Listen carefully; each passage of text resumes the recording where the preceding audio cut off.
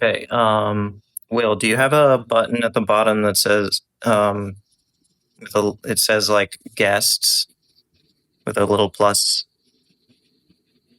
or it could also be a button like he's in here now. Pretty sure. Let's see. Oh, here we go. Here we go. Now it should just prompt you on your screen. I found a way to do that.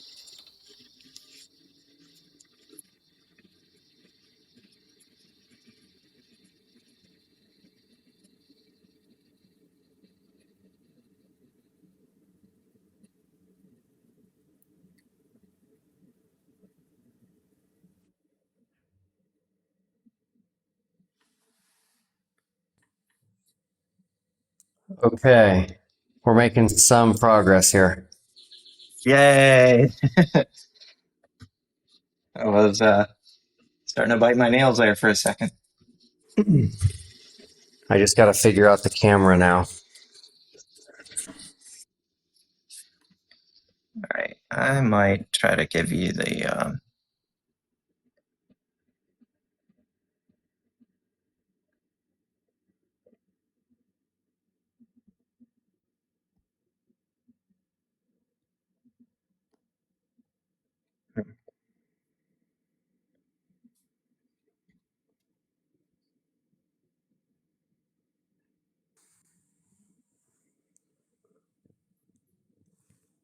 Oh, we got a Caleb in here.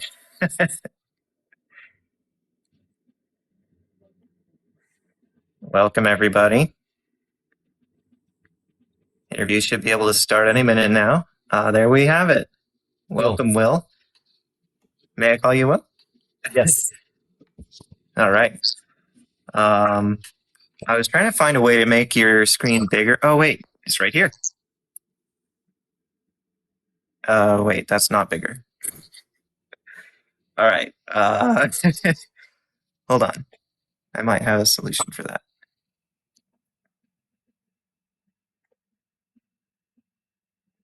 Okay. All right. Well, I guess that's that. We'll have to just settle for what we had. All right. So, how are you doing? Pretty good. Thanks for having me. Thank you for joining us. I had some questions written down. So I don't know if we should just jump right into it or give people a little more time to kind of congregate. TikTok is pretty informal from what I can tell. There's a lot of young people using it who don't really follow like professional like schedules and things like that, or if they do, like, yeah, you probably get the picture. But Yeah, would love to answer your questions and any questions from the audience as well. Awesome.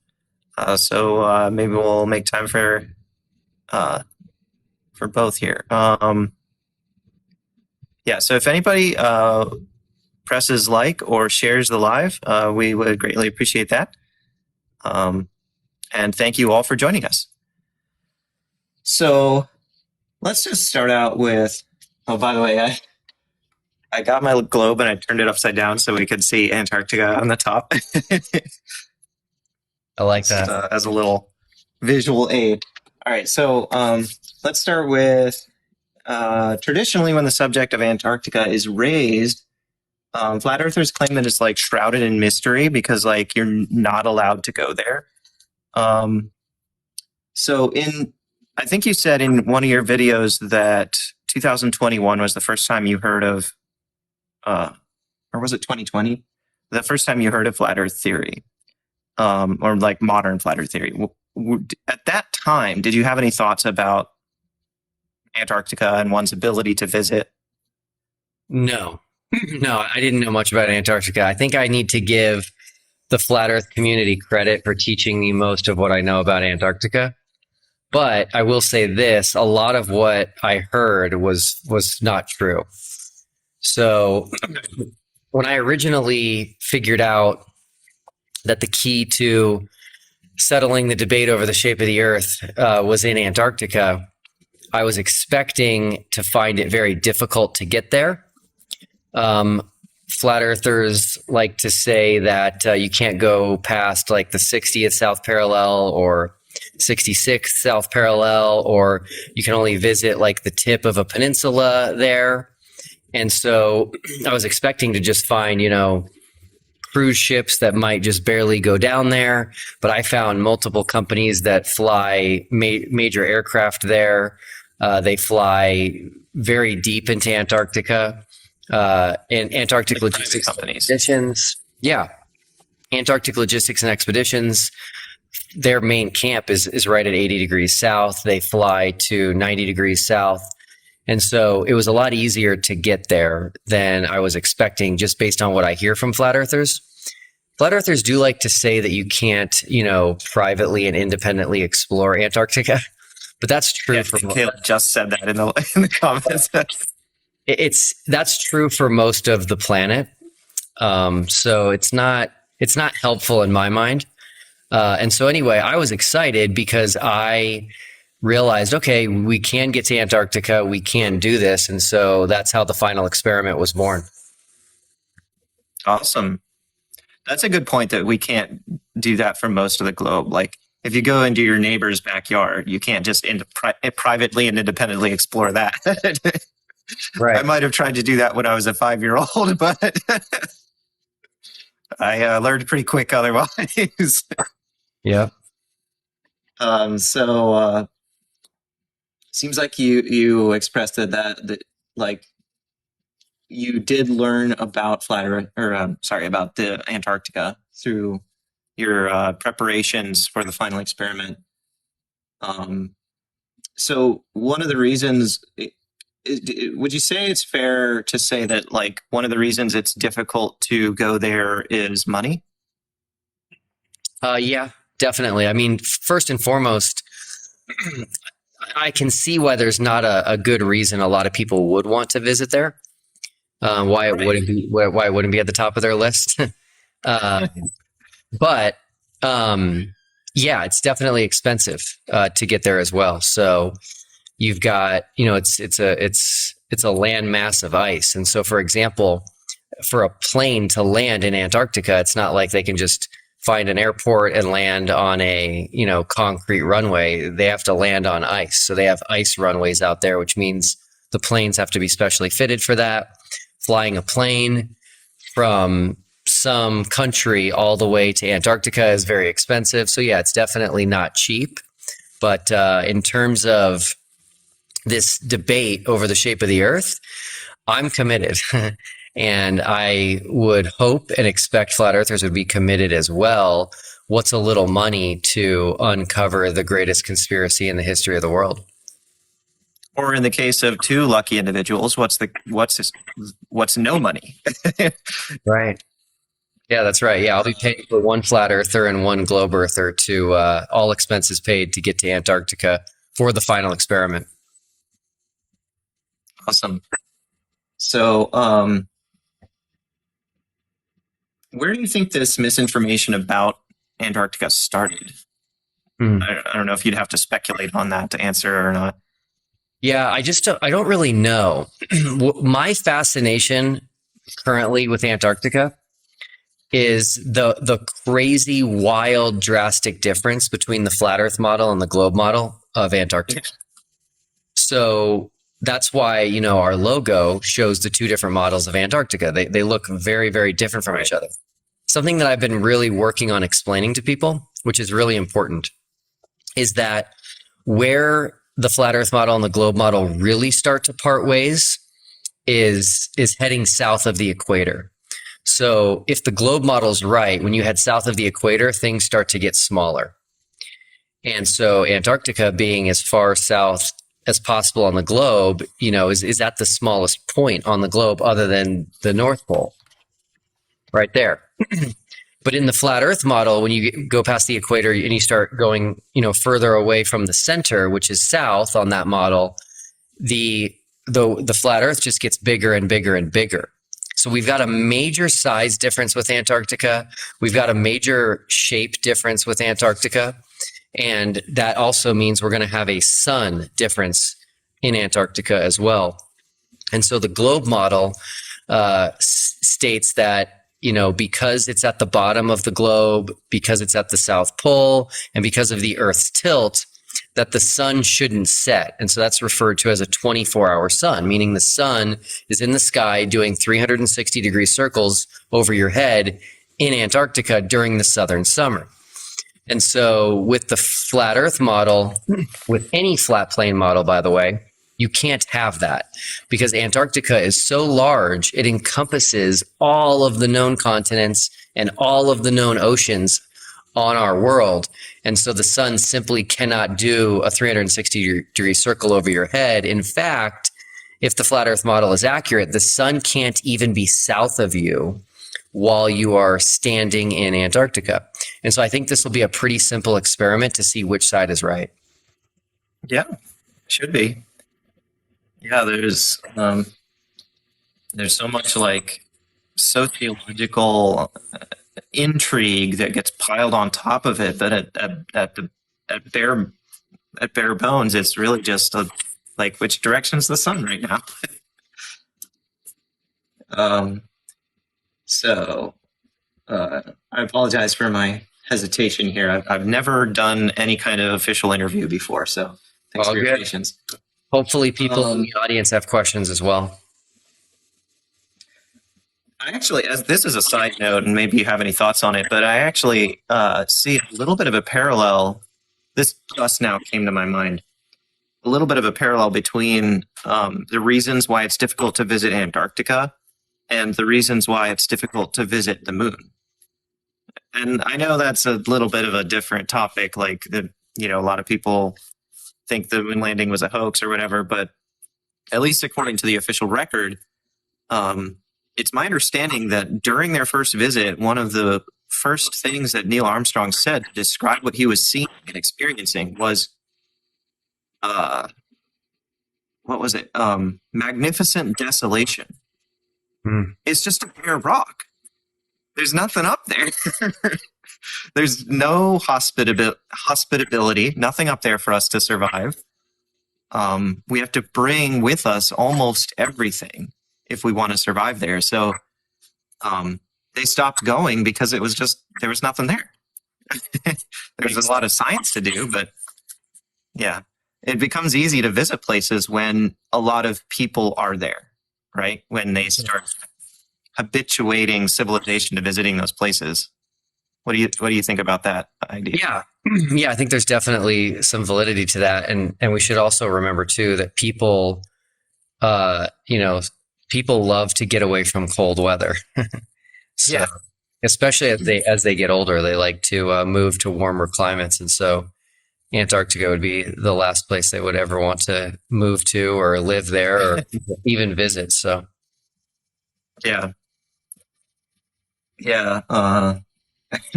Coldest place on Earth doesn't exactly perform well as an advertisement for a cruise.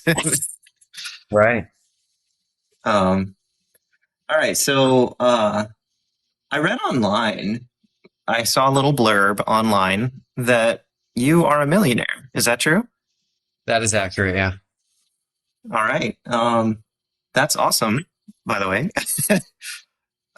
Very cool. And do you mind me asking, just like for any kind of brief like thought or summary on just for those of us who have no context, like how did you make your money or how did you come by it? Yeah, so at a young age, I got into the financial services industry, and I saw some shortcomings that I thought I could help out in, and decided to write some books about it, and wrote 3 books, and they were wildly successful, and I just had a very, very successful career. Yeah. A lot of hard work too, though. Good old-fashioned American dream, basically. Yeah, without a doubt. Without a doubt. Perhaps without all of the ideological baggage that comes with that phrase. I don't know. Yeah, I mean, I started. Always work for everyone. Yeah, I started out as an adult, in the red. I had college debt, and my parents were grateful enough to co-sign on my loan so I could go to college, but that debt was mine to pay off, and I started with that, getting rid of that, and then started saving and investing. So no regrets there. Awesome. So, it seems to me like this little sort of backstory for you kind of puts you in a very unique position to, like dispel or cut through some of the mystery surrounding Antarctica specifically. Yeah. Do you agree? Yeah, I do. I think people are starting to, see that there are companies that can take you there. You can go further than 60 or 66 degrees south. It's a lot more open than people have stated. I mean, ALE, the company we're using, they do ski trips there. They do skydiving. They do mountain climbing. They even do, long distance skiing for like 2 months in a row, going from the edge of Antarctica all the way to the South Pole. And so, yeah, I think people are going to be surprised at the ability that people have within Antarctica. And I think that's a good thing. If we're all trying to get to the truth here, we all need to realize what's out there and what we have access to and take advantage of it if we can. Sounds like a lot of adventure to be had. Oh, yeah. Is any of that going to be mandatory for anybody coming for the final experiment? All right. Awesome. No, just staying warm. That's it. All right. So I've read that in 1870, you've probably heard of this as well, there was something called the Bedford Level Experiment involving both a flat earther, John Hampton, and a glober, Alfred Russel Wallace. And this ended in lawsuits, and since we're still fussing 150 years later, it evidently did not end the debate. So one question I have written here for you is, what are some ways do you think that the final experiment will be different from the Bedford Level Experiment? Mm-hmm. I'm not too familiar with the Bedford Level Experiment, but I will tell you why I think the final experiment is different and why it's better than any experiment that has ever been done. As far as I know, this will be the first time where flat earthers and globe earthers are going to be performing the experiment together. That's a big one for me. So there's a lot of accusations of lying and foul play, and you didn't account for this variable, or you didn't do this right. And so all of that is going to be avoided by us doing this together, which I think is pretty significant. And using the sun is also going to be an important part here. The sun is not something that we can manipulate. It's not something we can change. It's not something that we can modify. And so, it's going to be, I think it's going to be pretty simple to figure out one way or the other, because this is a situation where it's a true dichotomy. There either is a 24-hour sun in Antarctica or there's not, and it should be pretty easy to figure out. So that's why we're going. We're going to go there in person. Yeah, I see a lot of merit to what you're saying. Of course, I do feel as the person conducting the interview, for the sake of our audience, I almost feel a little bit of a responsibility to at least pretend to play hardball a little bit here. And it does come to mind, you said that it's the first time an experiment will be done together with both sides. And that was kind of what I was saying about the Bedford Level Experiment. That actually was done together with both sides, at least one person from each side. Okay. Now it was like a wager, so they had money tied up into it. I'm sure you probably have an impression of how things often went in the 1800s when two gentlemen had a wager between them and things didn't go as planned. It got ugly, but so do you think there's going to be more collaboration with the final experiment and less of a, I don't know, maybe less competition, even though it's together?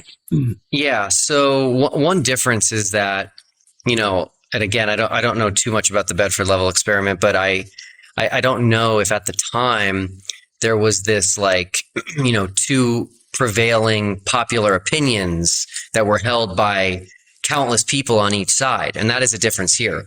So True. as people have seen in my videos, flat earther after flat earther after flat earther have been saying for years that Antarctica holds the key, that there's not a 24-hour sun, and that if there is a 24-hour sun, then the globe is right. And of course, the globe side has been saying, we do believe there's a 24-hour sun, and we do believe that proves a globe. And so we do have this agreement prior to the experiment as to what the results of the experiment mean. And I think that is going to be a bit of a significant difference. In terms of collaboration, other people are crowdfunding to go to Antarctica with us. Other people are talking to me about paying their own way. And so I think we're going to end up having more than just 2 people there, which is important. And it's a good thing to remind everybody. Anyone is allowed to go. You just have to pay your own way, and you can either pay it yourself or you can crowdfund. And you should definitely join us and come along. It'll be a once in a lifetime opportunity. Yeah, I definitely recognize there's a certain elegance and clarity and simplicity to the methodology that you're designing here. With the Bedford Level 8, they basically were, trying to peer through a telescope across like 6 or 7 miles of water, and it was all like, grainy and wobbly, and the difference between, the results expected by one side and the other was, not necessarily, certainly not as plain as day, if I could use that phrase in a literal sense here. I like it. So, I admit the first time that I heard the claim of like ending the debate, when I first saw the Final Experiment YouTube channel, I was a bit skeptical. So, how sure are you of accomplishing that in some sense, one way or another? Sure. So obviously, you're always going to have people who hold to crazy opinions. You're always going to have people who ignore reality, and there's nothing you can do about that, right? There's people today that deny the Holocaust. So there's just nothing you can do about that. But in terms of ending the debate, I do think this will be definitive. I do think it will be final, hence the name. And the most important thing is that people who care about truth, people who are pursuing truth, the important thing is that we state ahead of time publicly so that we can be held accountable that we're going to accept the results. So I'm saying as often as I can that if the sun sets in Antarctica this December, I will be a flat earther. I will become a flat earther, and I will stick to that. I'm saying it publicly on as many different channels as I can.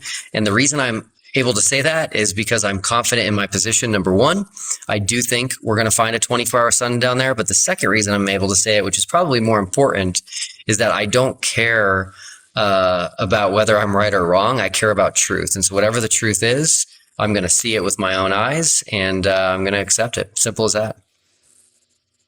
Amen. I like that. That's good. Yeah, that was a good answer. I totally wiped on my mind of whatever other question I was. You routed my questions. That's good. Let's see. When I talk to flat earthers, the first thing that many of them say about the final experiment is, "Oh, this sounds like a hit piece." And oddly, they will often independently use that same phrase. I'm not exactly sure why, but I can see that you've worked very hard to make it a fair and neutral collaboration. And so I wonder, do you have any thoughts on why people say that? Tough to ascertain motives there, but I will say this. If it was a hit piece, I'll tell you what I would have done. I would have pretended to be a flat earther, and I would have put together this final experiment, and I would have said, "I'm a flat earther. We've been trying to get to Antarctica for years. I found a way. We're going. Let's go." I'd get everybody excited, and I'd say, "We're going to go prove once and for all there's no 24-hour sun." That's a hit piece, right? And that happens to the flat earth side, and I think it's despicable. You got guys like Logan Paul who lie about being a flat earther for views. You got this other guy recently whose name I forget. He's got like 7 million subscribers on YouTube. And he told, Flat Earth Dave that he was a flat earther and needed his help to come out and tell people. And Dave Weiss, let him into his house, and he was just lying the whole time. Like, that's horrible, horrible. And so I've stated, from the beginning, from the day that I was revealed, that I am on the globe side and that I do believe we live on a globe, but I want to know for sure, and I'm willing to change my mind if I'm wrong. And I've tried to be as fair as possible to each side. It's funny because the videos I made before people knew who I was, nobody complained about them being a misrepresentation of either side. And so, yeah, I've done everything I can to make this as neutral as possible. And I'll say this too, I'm not the enemy. In my opinion, and I would love to be corrected by any flat earther, I have created the greatest opportunity in the history of flat earth.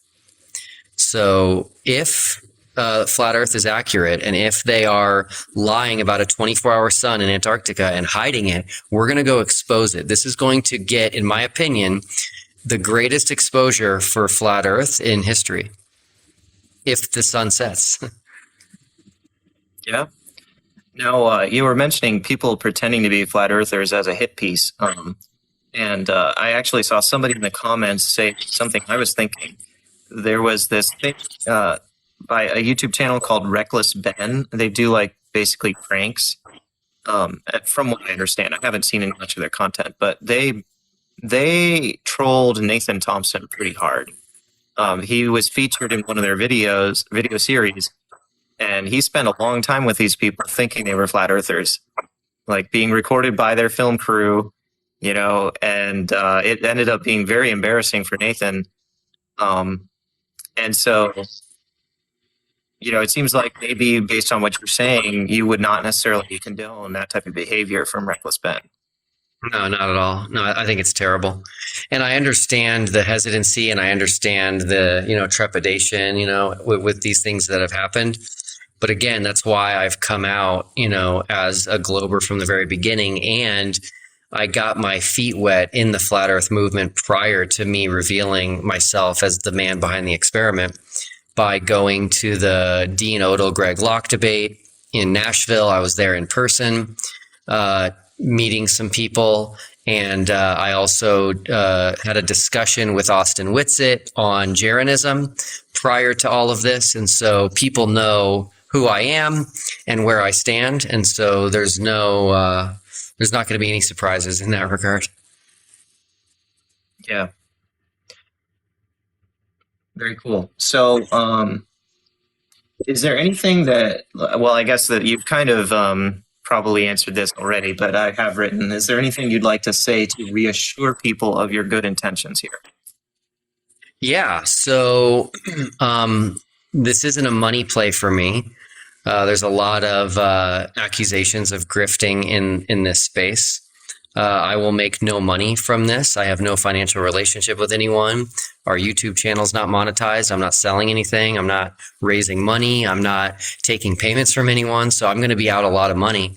And the reason why I'm going to be out a lot of money is because I think this is an important thing that needs to be done.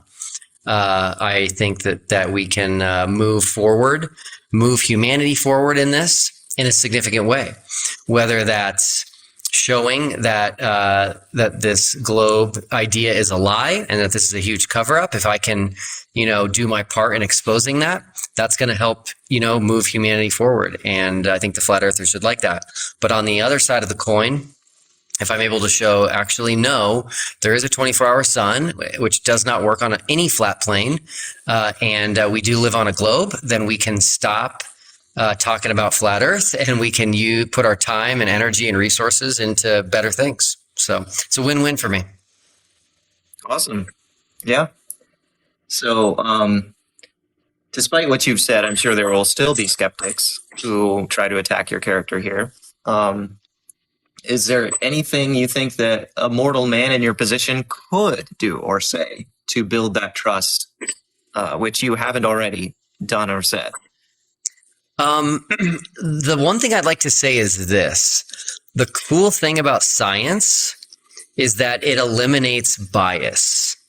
And so, regardless of who I am, regardless of what I've done, regardless of what side of this debate I'm on, the truth is the truth. So, if I didn't exist, the sun would either set or not in Antarctica. There would either be a 24-hour sun or not in Antarctica. And so, I'm simply someone that came along, and I like to think about ideas and come up with cool plans, and I came up with one, and I'm funding it, and so that's really it. This whole thing is about the 24-hour sun in Antarctica, and I can tell you right now that once we figure this out, and one way or the other, I just don't see the debate being the same ever again. And so that's really my goal here, and I feel like that should be everyone's goal: is the truth about that fact, because that fact. The sun in the south is a big one, and it will falsify one of the only two real models in existence today. Yeah. Yeah, I agree with you. Although it comes to mind, like, I'm sure you've heard Bob the Science Guy, one of your invitees, say, about the 5 characteristics of science denial. He's all about how flat earthers are science deniers and stuff. But he'll one of his points is that conspiratorial thinking, and to his point, I think we'll see some people saying, "Oh, well, I don't know how it's fake, but it must be fake." Basically speculating on some unknown conspiracy and using and resting their unbelief on that in the results of the experiment. Like, oh, maybe Will Duffy is actually some representative from a species outside the simulation that we're in, and he actually has control over the sun, or something crazy like that. Yeah, I wish I had about all that. Yeah, I wish I had that power. Again, if that's where this debate is going to go, I think that would even be a win. I'm trying to move the conversation forward. It seems to be stalled out right now, in my opinion, after spending 2.5 years deep in the debates and the videos and the articles. And so, yeah, I'm just trying to move it forward, and I think we're going to move it forward very, very significantly. That I suspect we can all agree on. I would hope that something's going to happen to sort of rock the boat.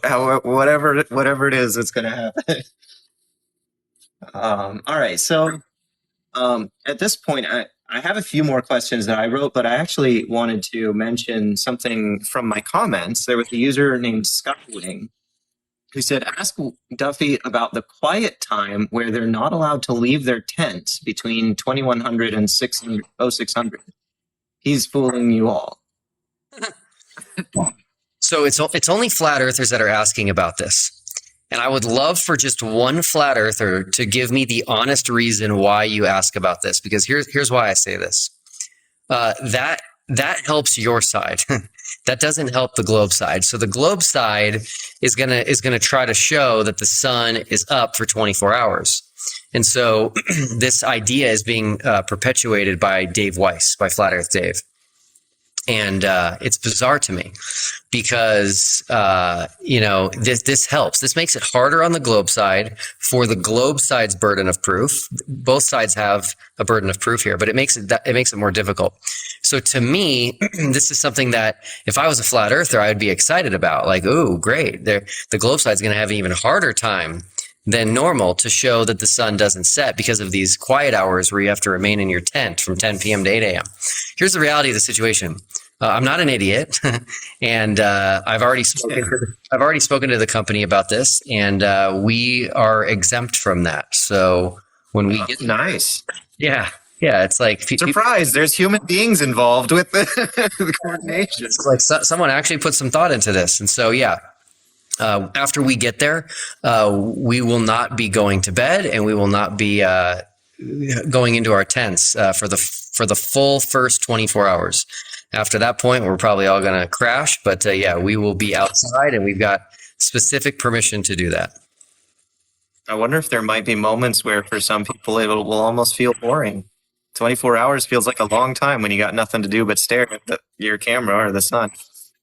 Yeah, we'll have really good conversations, and there's actually a lot that people can do there as well. They've got these special bikes that you can ride and on the snow and the ice, and you can hike and you can ski and all that kind of stuff. But the key is that we're outside and we're monitoring the sun. You know.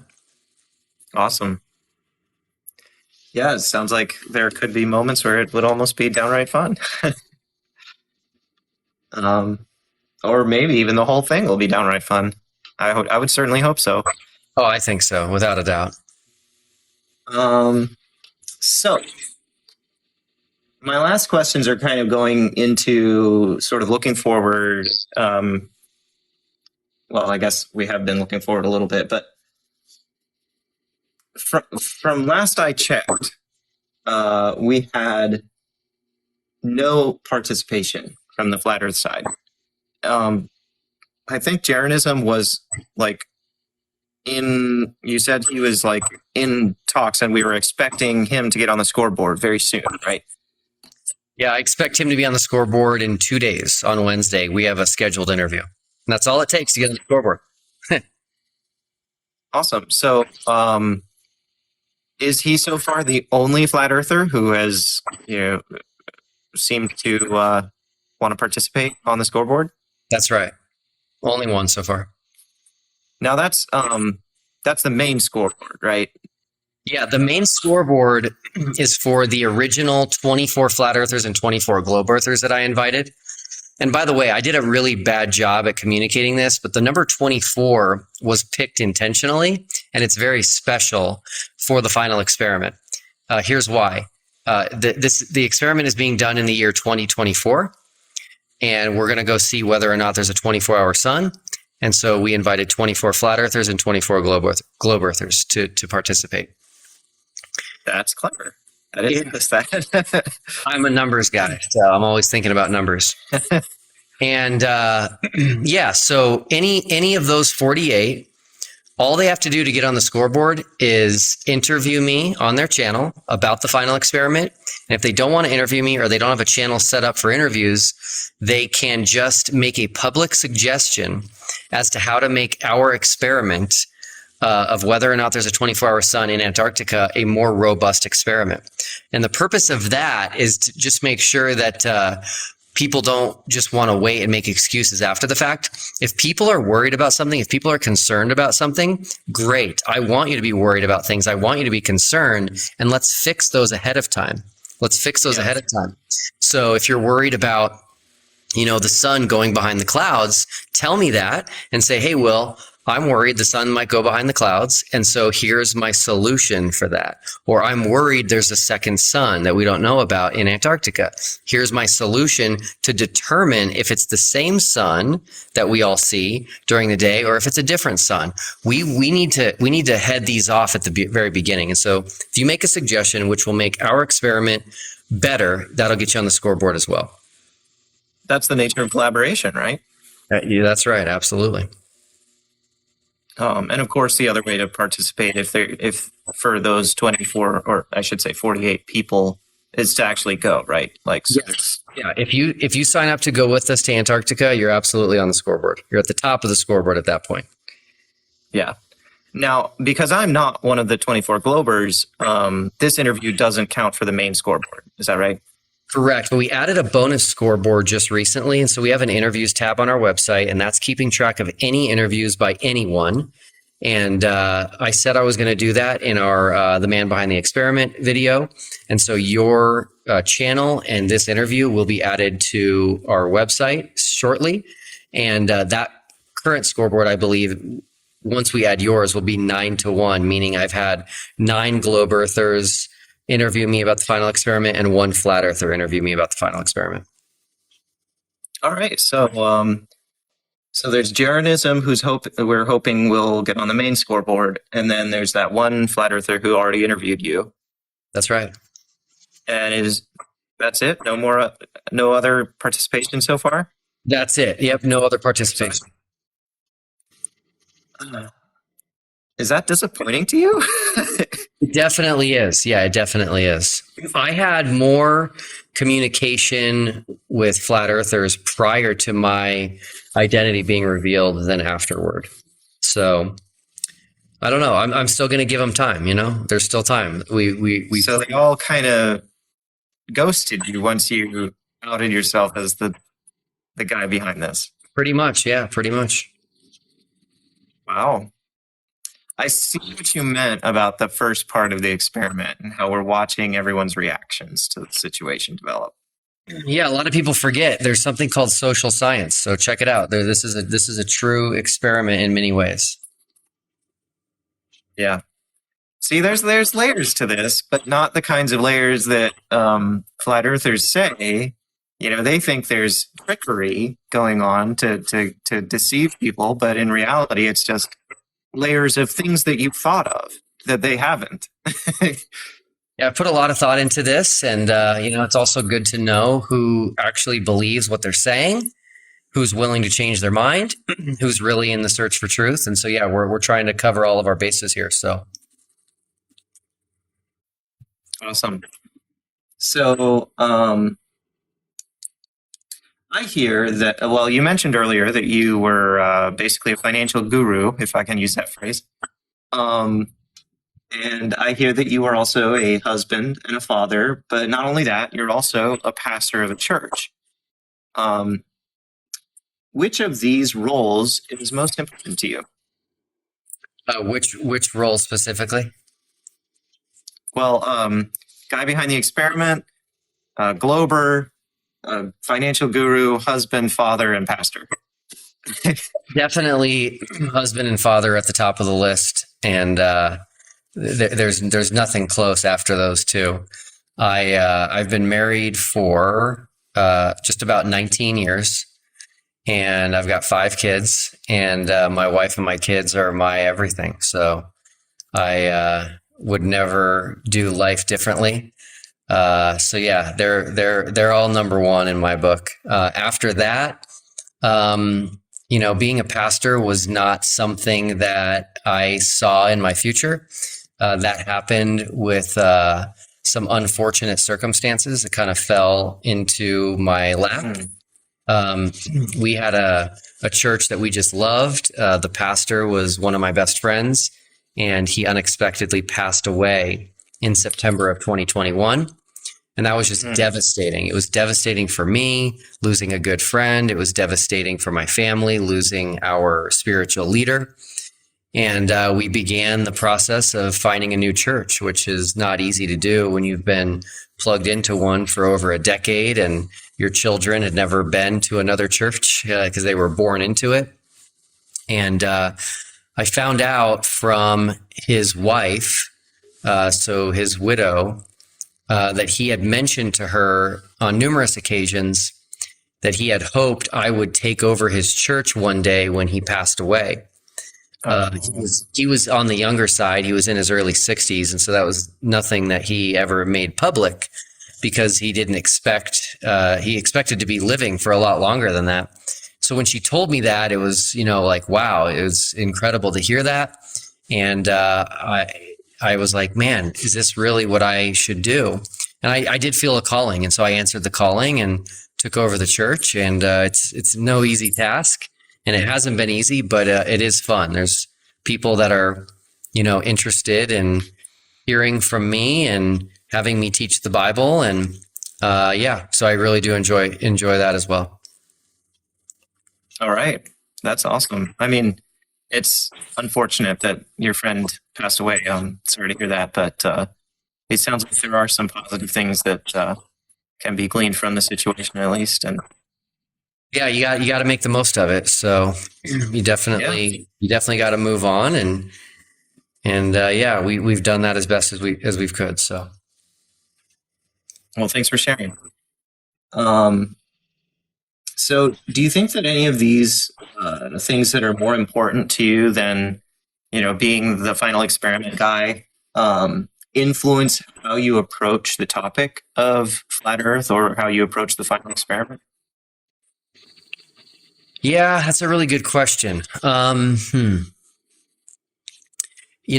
final experiment is is just one of the many crazy ideas that I've had. And usually when you have these big crazy ideas, you either just start them and don't finish, or you never start them, or you try and you fail. And so I've had a lot of those. And this one I really felt strongly about. I felt like it would be great to make it happen. I felt like it was within reach. I felt like some shortfalls from the past and other things that people have attempted, I could fix in this one. And so I'm very, I'm very excited and optimistic about this. And I think it's going to go well. And I think it's going to really, work out as I had hoped. So if that's the case, it'll be great. It's something that I have worked on for over a year. And by the time it's done, will be over 2 years of time working on it. And that's a long time to work on something that the final result takes place in a 24-hour time frame. So, And it sounds like you'll have the trip of a lifetime too. yeah, Or- without a doubt. Without a doubt. Yeah. I'm sure you've seen that things in the flat Earth debate can get pretty ugly with both flat earthers and movers. And I guess I was just wondering if you had like thoughts or feelings about that. Yeah, it's very unfortunate. I don't quite understand it. I am seeing and experiencing some of that, which I just don't understand. It's just frustrating to me. I don't think there's very many things that we should hold to ideologically that would, cause us to treat other human beings that way. So yeah, it's bizarre. And especially someone like me who has done this different. I didn't come out and said, oh, I'm destroying flat Earth. I didn't lie about being a flat earther, and I didn't set up, the flat Earth side to do this. I also didn't go to Antarctica and in search for a 24-hour sun. And this is hypothetical, but imagine I had gone to Antarctica in search for a 24-hour sun and found that the sun actually sets. And instead of coming back and telling the truth, I tried to hide that. I haven't done any of that. I simply said, hey, whatever the truth is, I want to know. I believe both sides want to know. And so let's get together and do this. And I'll get rid of most of the hurdles. And let's just go. And let's just have fun doing it. And I'm definitely being attacked a lot. So yeah, very sad. Yeah. Yeah, I think in my first video back in 2019, I posed some theories about why people behave badly in this debate. But of course, we can never know for sure unless that person tells us, like, oh, I, said this way because, and even then, it would have to, there's complications there. So knowing another person's heart is very difficult. But like, I guess I think there's a verse in Proverbs that says that a person declares their heart by their actions. Maybe I'm getting that wrong.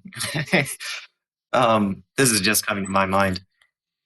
So we can have theories about why people behave certain ways, but I think it's a good approach that you seem to have, where you just decline to speculate.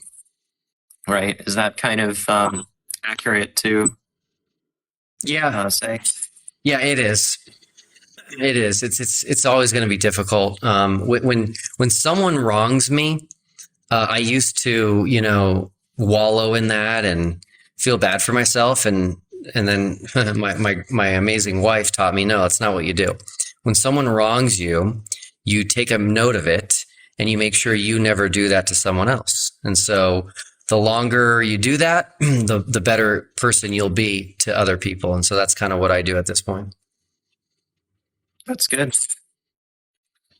So, do you hope that the final experiment will have a positive impact on the way that people interact with each other on the flat Earth debate?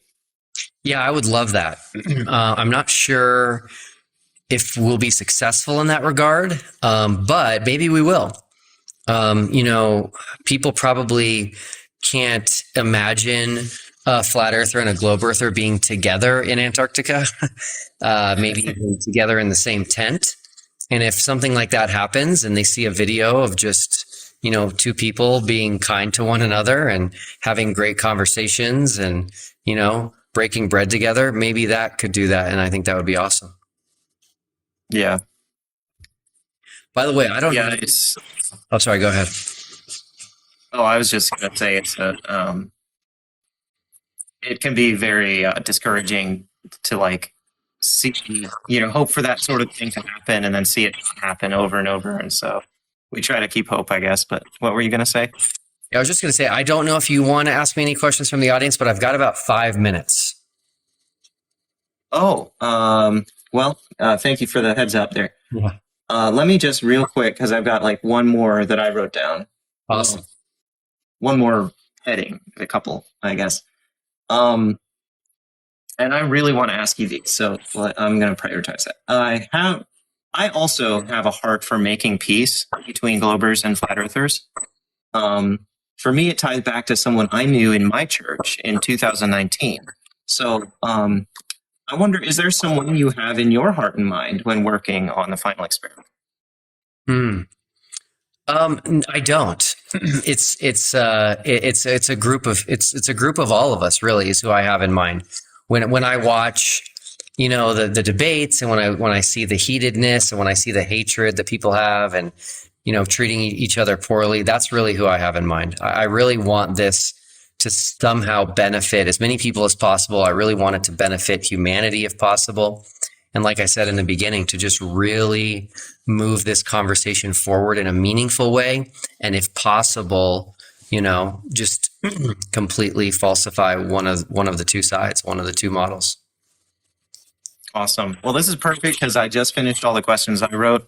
Any of the questions that we see in the comments that you want to answer?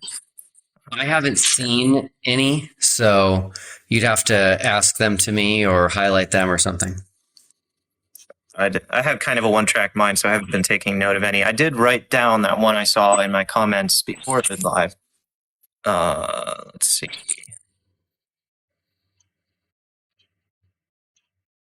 Yeah, so I see End of Days had some questions. End of Days, do you want to put your questions in the comments? Hopefully we can get them in time.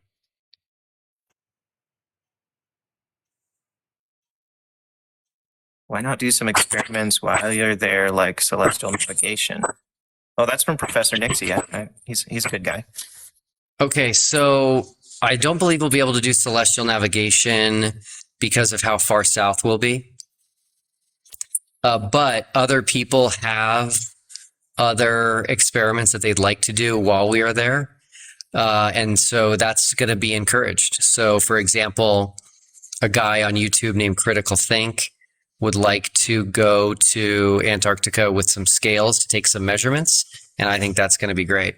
Someone in the comments says you can do celestial navigation anywhere. And so I don't understand celestial navigation enough to answer that. But there would have to be a way to do it during daylight if it's a globe, because there's going to be no nighttime there during that trip, if it's a globe, right?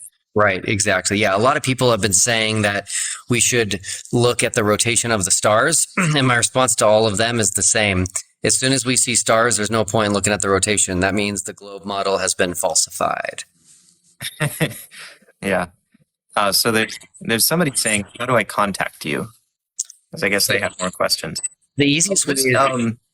End of Days, I think, was considering actually going with his own money. Oh, great. So he's asking, how does he contact you?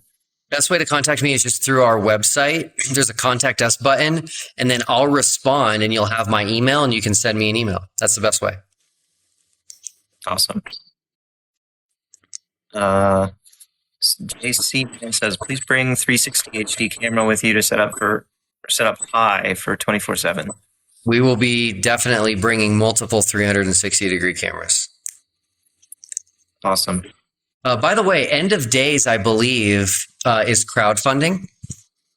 And so I think it would be good if people wanted to consider supporting him. If you go to GoFundMe and search for the final experiment, I believe his crowdfund will come up. It's also in my reposts, I think. Great. There's a QR code that he posted and I reposted it. So if you go to my profile, it should be there. Yeah, if people can't go, let's support those who want to go. And if all of us chip in just a little bit, they'll be able to go. So that would be great. Awesome. So I'm sure you're probably about out of time, aren't you? Yeah. Is there any final questions? I did notice someone, I think, said that I would be faking the sun. Maybe Iron Horse said that. And so, Iron Horse, if that's you who said it or whoever said that, please help me make the experiment better and explain to me how, first off, I could fake a sun that lights up an entire landmass like Antarctica. And second of all, help me figure out how we can expose me for making a fake sun just in case that happens. Does that make sense? He's saying that that's not what he said, but I don't know what it was he said. Whatever. Yeah, that's a good thing to end on. Yeah, I'll answer one more. Someone just asked if I am opposed to a documentary filming it. I've had multiple people reach out to film it. And at this point, all I can say is that if you want to go and you want to film it, you're going to have to pay your own way. There's not going to be a way to make a documentary if you're not even there. And so that's the first thing. And so no one yet that has approached me has wanted to pay their own way. The cost of the trip is $31,495. That's the regular rate through Antarctic Logistics and Expeditions, and all payments go directly to them. So I don't get any of that. But if someone does want to film everything and they're willing to pay their own way, then that would be a good time for us to have a conversation. So, are you going to have your own videographer team or anything? No, nope. So just yourself and your own phone camera or whatever other cameras. We'll definitely have lots of cameras. Yeah. The fact that Dave McKeegan is going to be going on the Globe side, he is pretty much a professional photographer, and so he's going to be very helpful in that regard as well. Yeah, we're going to do our best. The more the merrier. Yep. All right. Well, thank you so much for your time, Will. It's great to meet you. And it was great to have you. Yep. Thanks again. Bye-bye. Bye.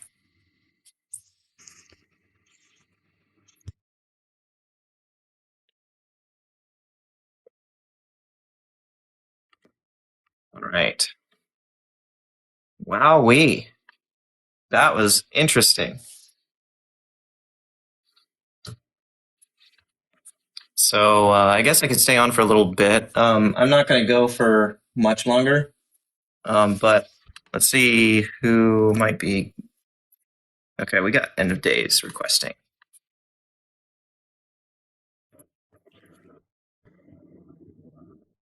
Peter.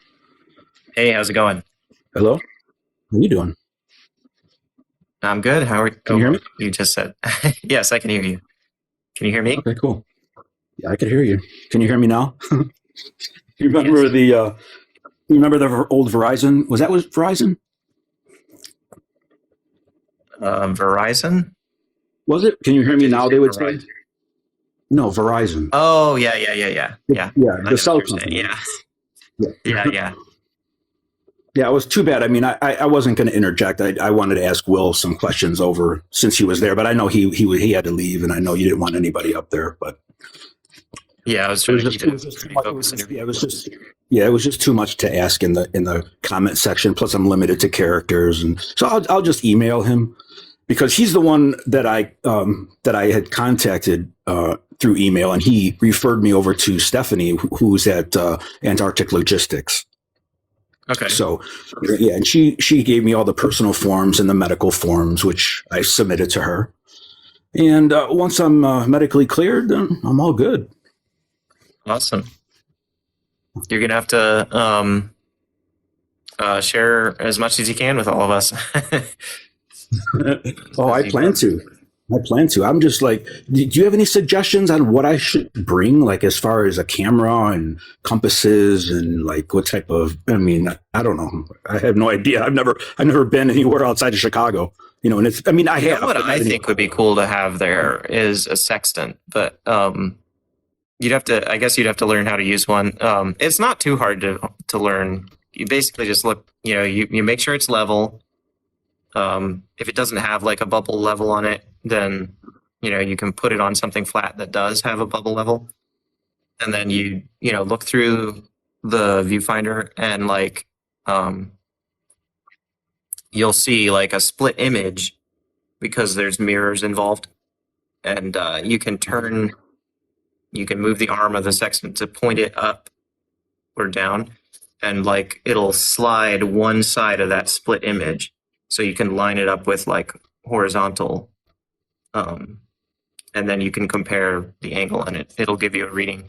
But yeah, I think that'd be cool. That's the tool I used in my sunset experiment.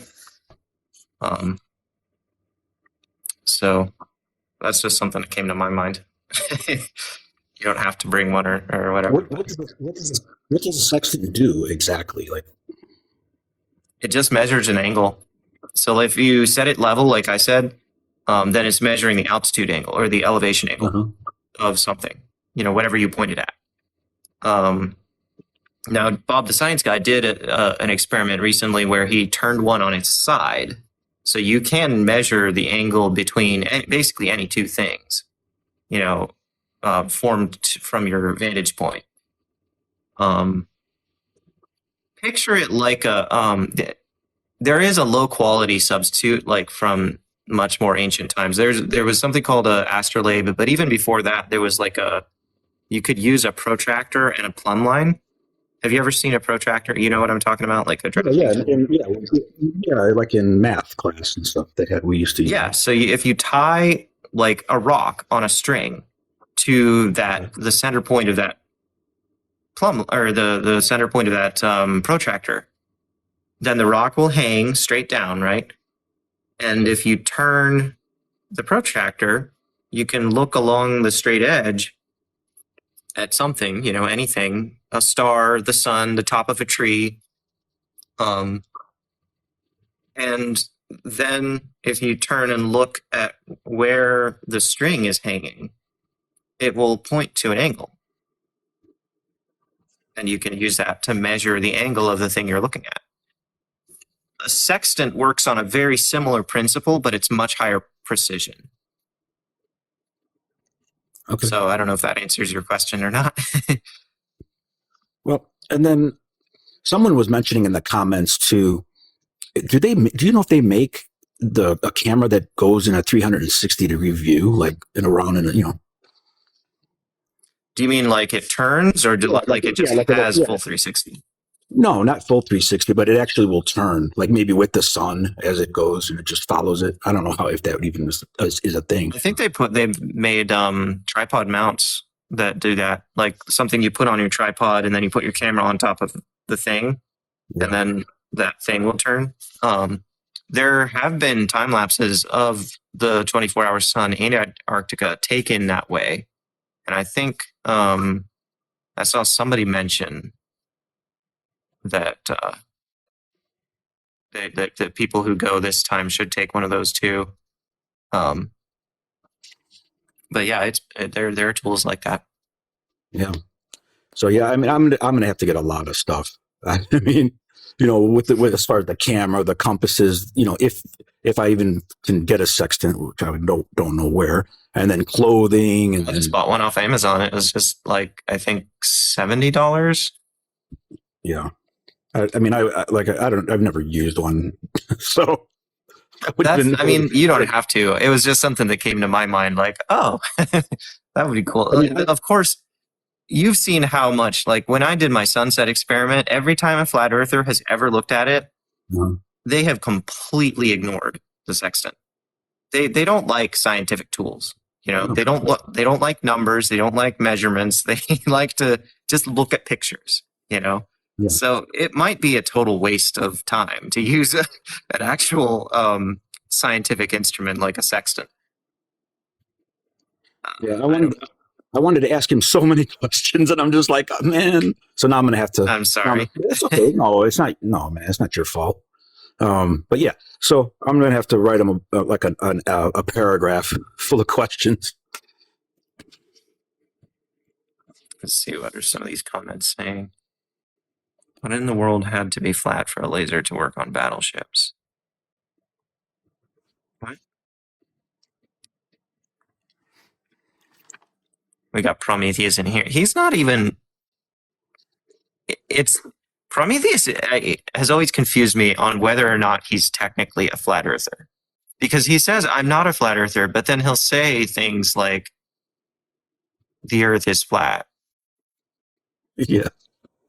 So if I recall, maybe I'm misremembering, but the thing is, he doesn't even speak English. He uses Google Translate, at least from what I heard. So, I mean, I know you can't answer this question, but I'm wondering, like, say no flat earthers go. They're not going to believe anything we do.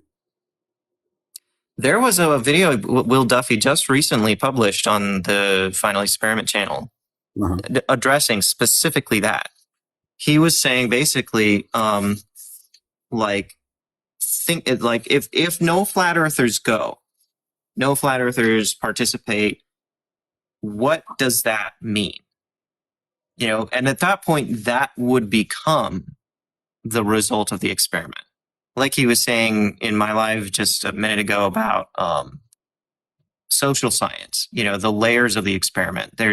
It's not just about the sun.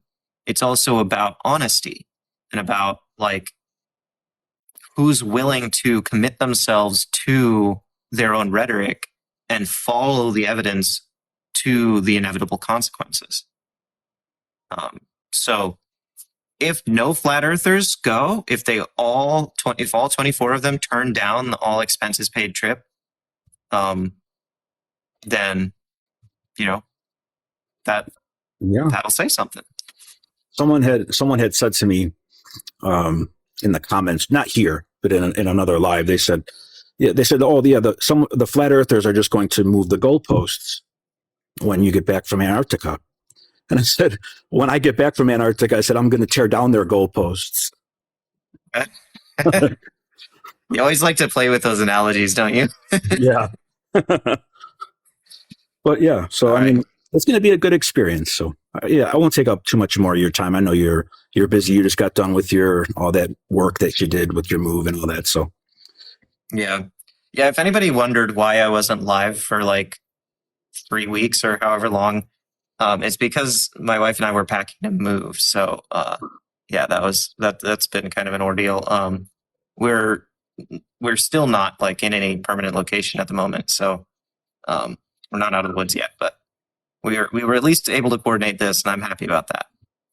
I was one quick question before I go. Someone was showing, I don't know if it was Dr. Blitz or somebody was showing the globe, and they were pointing. I don't know if it was the blue marble or something. He pointed to the top of the globe, but Antarctica was up there.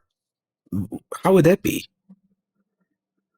Well, there's no definition of up in space. Well, yeah, I know that, but like when they show pictures of the globe, usually they always show it at the bottom. Is what I mean. I guess there's actually a whole video that Dave McKeegan did on this. So if you look it up on Dave McKeegan's channel, I think, let's see, maybe I can pull it up here. I guess what I'm trying to say, like I say, you went onto the moon, and you're up on the on the top side, I guess, and you look back at the Earth. Wouldn't there be wouldn't Antarctica be on the bottom and the north? You know what I mean? You know what I'm saying, right? Yeah. Well, I mean, just now when you said if you're on the moon, top side, I guess. Right. That presumes a sense of up and down, which is again subjective in space on a spherical celestial body. So what you really mean is what we have arbitrarily designated as celestial north. And by pure convention and habit and familiarity and comfort, we all tend to orient pictures of the Earth and all that with north at the top of the picture. But there's no objective science behind that. That's just convention. And in fact, in Dave McKeegan's video, he goes into the history of why north, when north became the convention, because it wasn't always. It hasn't always in all areas of the world. let's see, Dave McKeegan, globe up. Yeah, here we go. Here we go.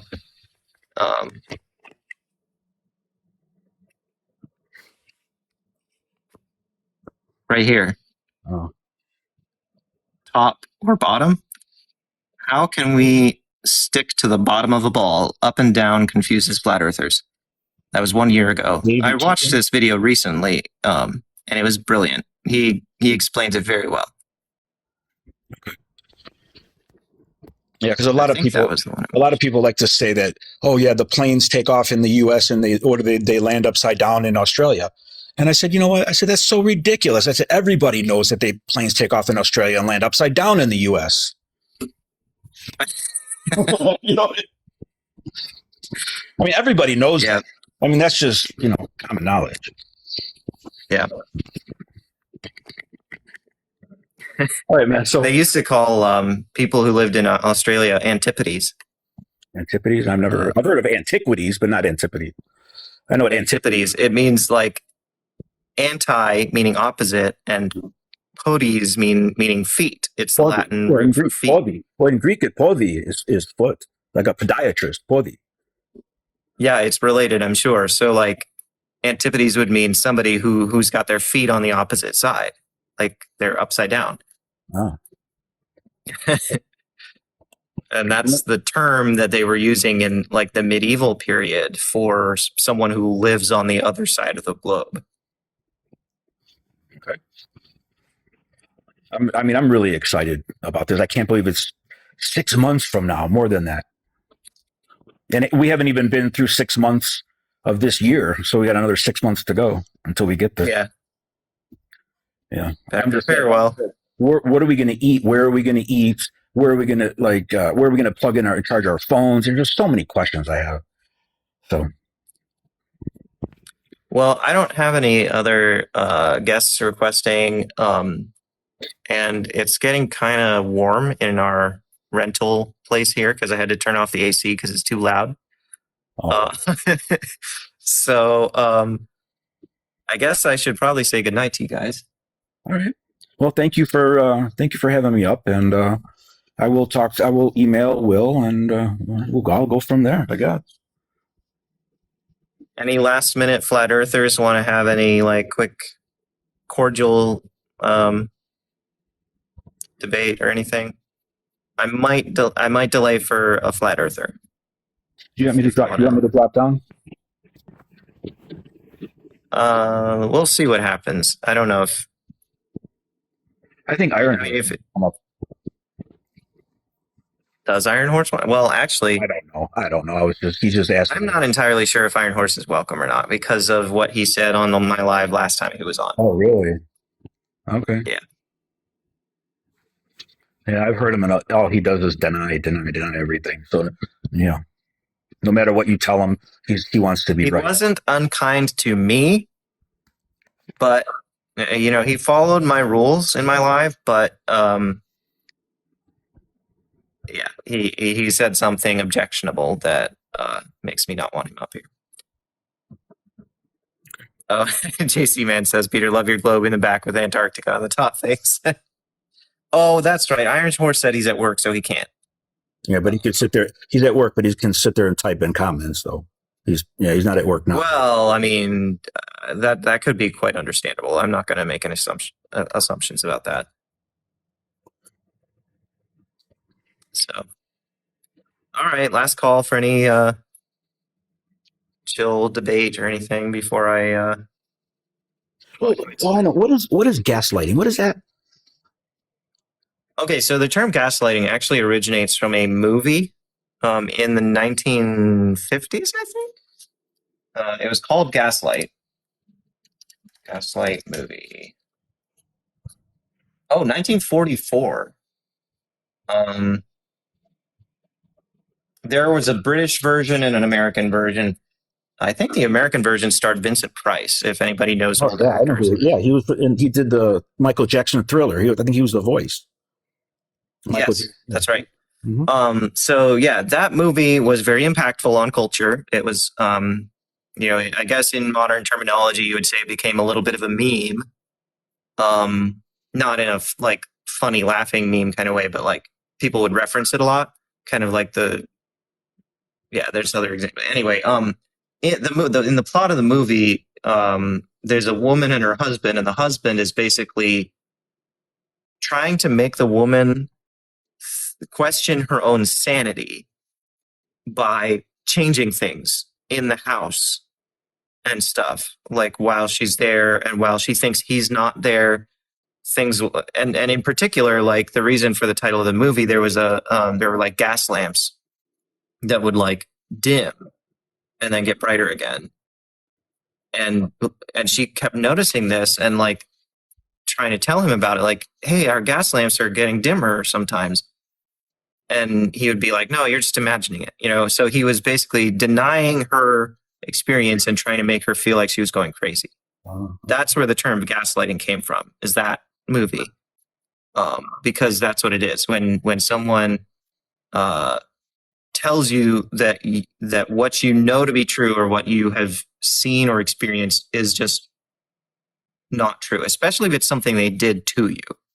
So like if a bully slaps you in the face and then you say, hey, you slapped me, and they're like, no, I didn't. What are you talking about?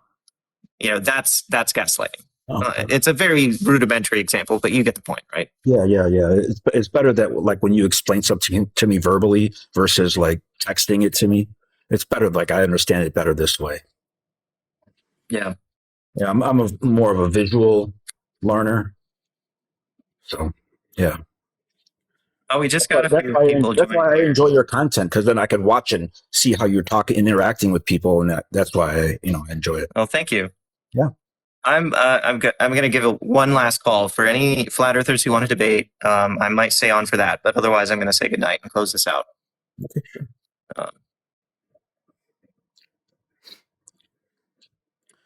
Any takers? No, yes, no, maybe no.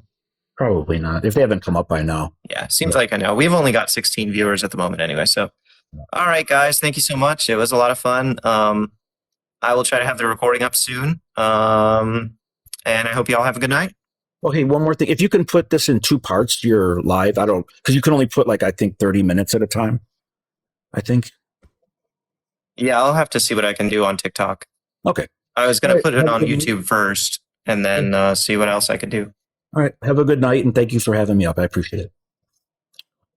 Thanks. Have a good night. You too. Bye-bye. And good night to everybody else too.